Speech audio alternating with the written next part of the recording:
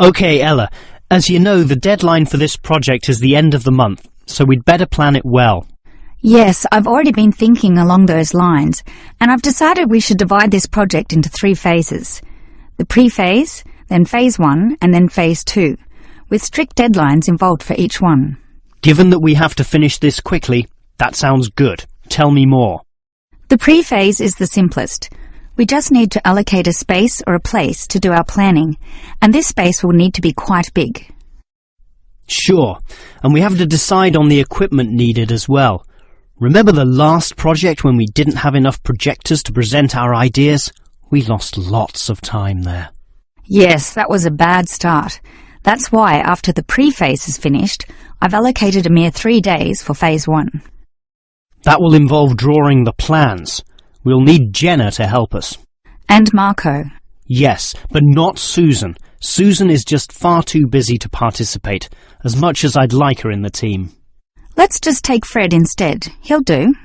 Sure, Fred's not as experienced as Greg, but I agree he'll do fine for this job. Then it's straight into phase 2.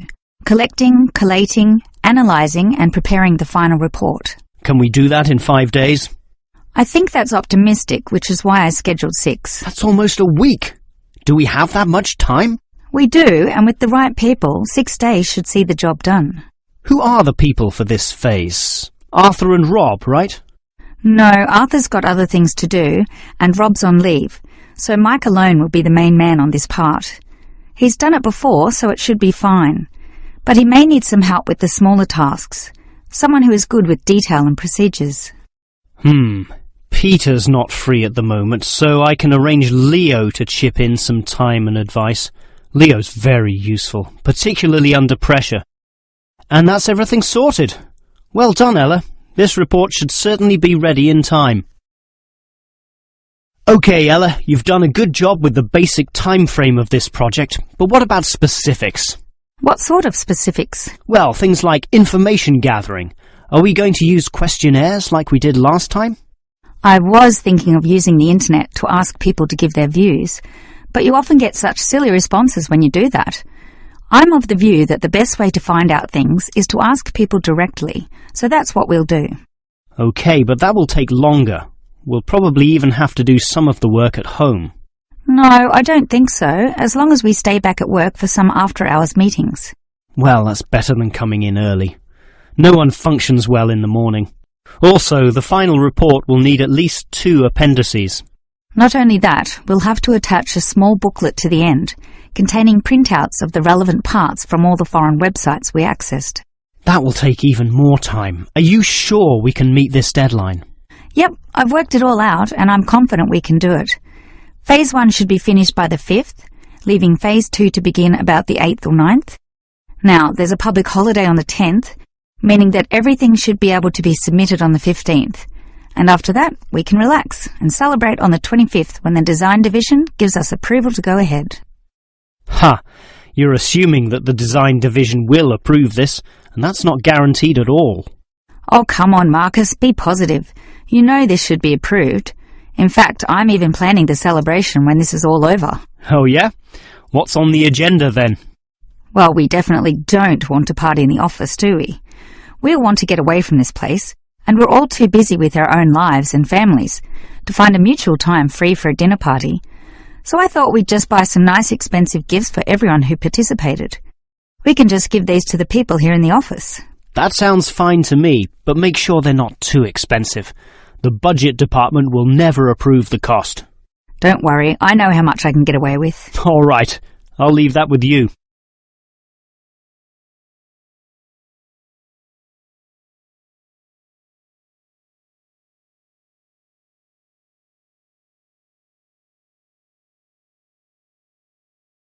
Hello there.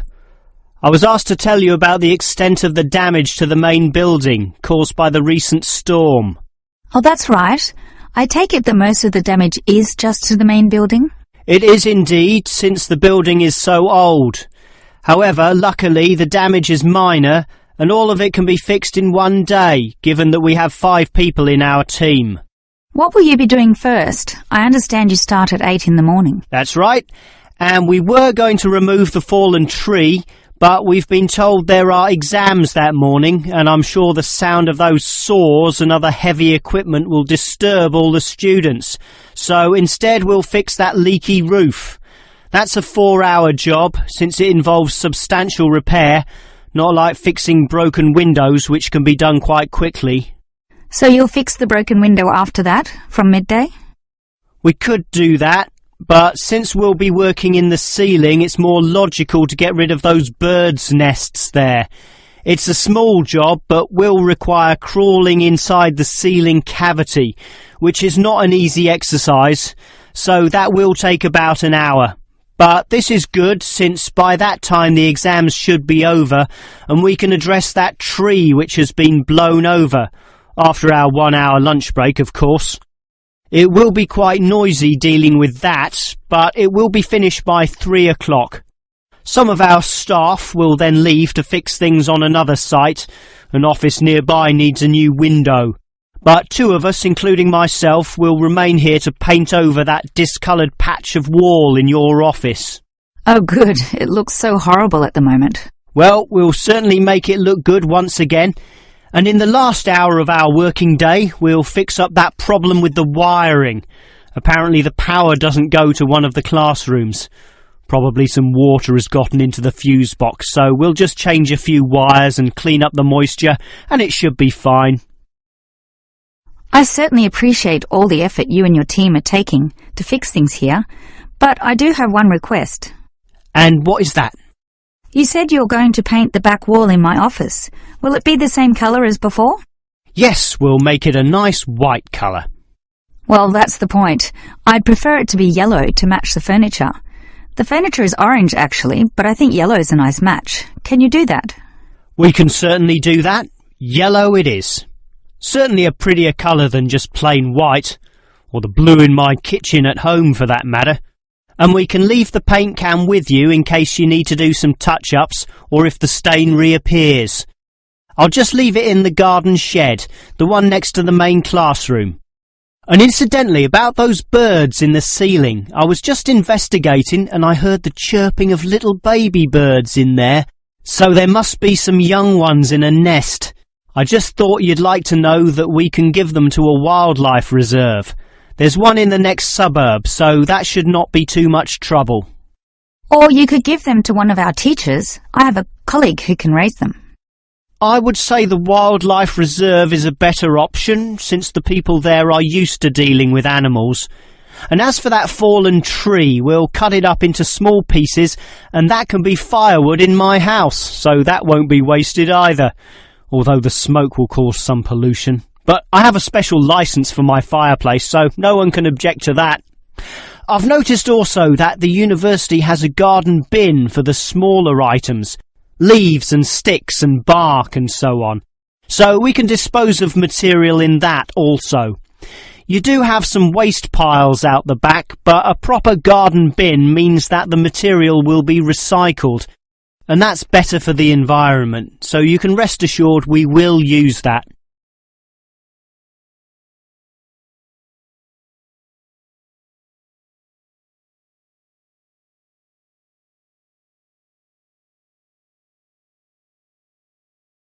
Well, gentlemen, we've almost finished our second semester at this university. What do you think of all the courses we attend? On the whole, I'd say they're quite good, apart from social history, which I find to be a little too inexact. Yes, the lecturer's style is also very, very dull. I certainly agree with you there, although I would say that the textbook is more interesting. Welfare State. The subtitle says, An Examination of Social Development in the 20th Century. Yes, Welfare State is a good book, but look how many pages it has. 458! I agree. It's just too long to be easily read. Far too long, although it's certainly well written in parts. Yes, and if you compare it to the textbook for cultural studies, what's it called? Inner Views, I think. No, that's the book for media studies, and we finished that subject last semester. The book you're thinking of is In Perspective. Oh, sorry, you're right. In Perspective. And the subtitle says, A Comparison of Social Groups. Somewhat interesting, wouldn't you say? Well, mildly so, as is the subject, dealing as it does with such a wide variety of issues. But the book itself certainly oversimplifies a very complex subject. I agree. I also got annoyed at its constant oversimplification. Life is more complicated than what it suggests. Yes, but what you call oversimplifying may well be considered clarifying. Look at this other textbook, Government in Action. Some may say that it also oversimplifies, but it must do so in order to present a coherent picture of an equally complex subject. Government in Action? Which subject? It's the textbook for political theory. Oh, I hate politics. That's why I don't like the active leadership subject either. And most of the stuff in that political theory textbook is based on the American system. You see, it's written by Americans, so it's not even relevant to us here. I'd agree with you there. It's not relevant to us at all, since our government uses the Westminster system. Yes, I suppose that is a problem. Well, it seems we all have certain criticisms about the textbooks we're using, but at the same time we all like some elements, at least, of the subjects we're studying. What's your favourite subject, David? I'm not sure. I like political theory, but... Cultural studies is by far the best, even better than political theory, which I also like, but just not as much. Why do you say that, Steve? I was thinking perhaps social history is worth considering as best.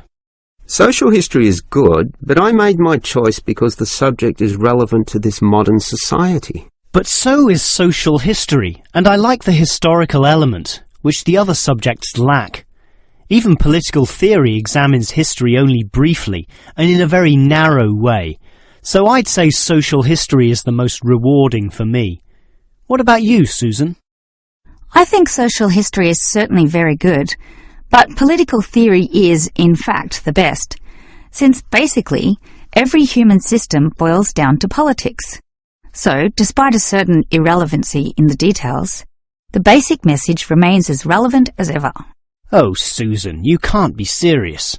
Let's ask Olive again. She's over there. Olive! Which subject do you think is the best? Ah, a difficult question. I'm very interested in culture, so cultural studies is certainly my cup of tea. But I'm politically active also, and hope to pursue this as a career. So political theory would be the one I'd pick. I don't believe it. Even with that irrelevant textbook?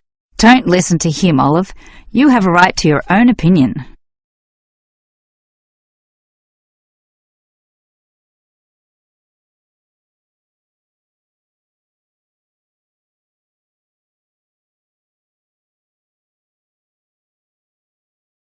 If you consider the farms of old, the type your father or grandfather grew up on, they were small and labour-intensive, requiring lots of workers. In addition, they often had a diversity of products, be that animal or vegetable, say cows and sheep, or oranges and lemons, with some peaches and a few chickens on the side for the production of eggs.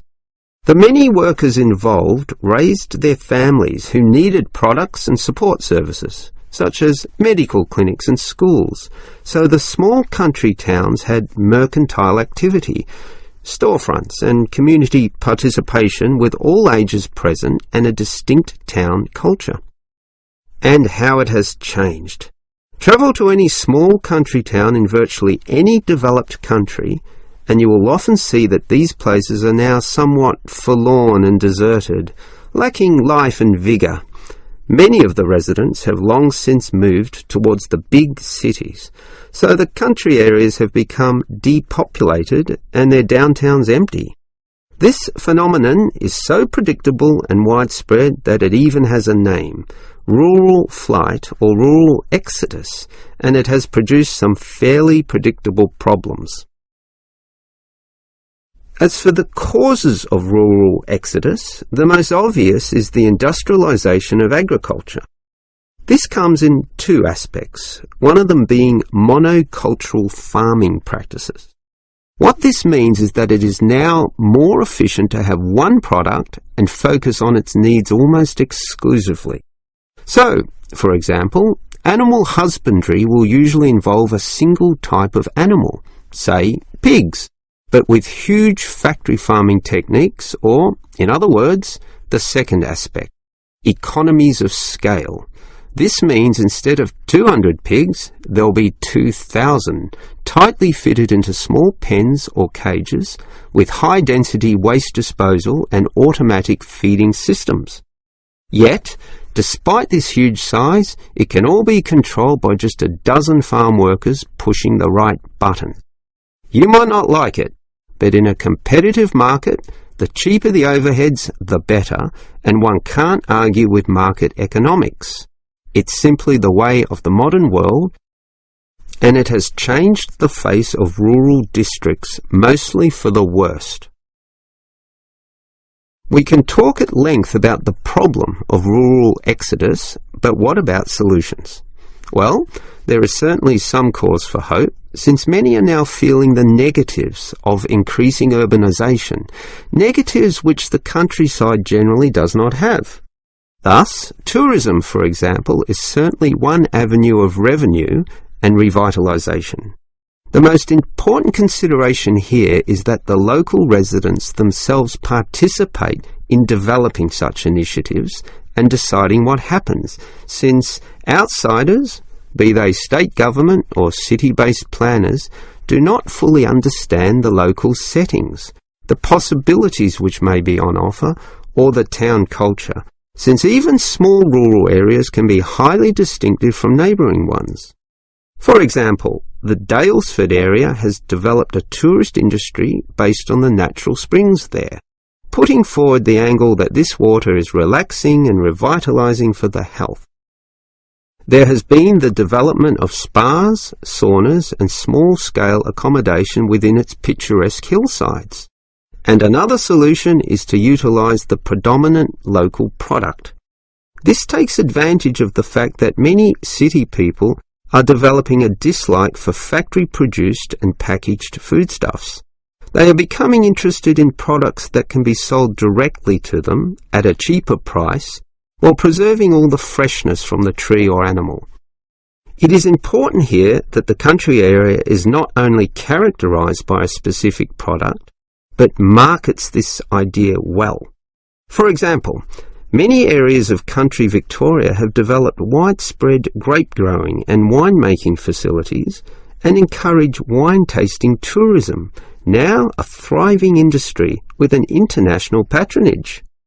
Similarly, Harcourt is famous for apples, Shepparton for mature cheeses, and Mildura for its citrus products. Such strategies, done well, give hope that rural areas can revitalise somewhat and once again be lively and interesting places to live in.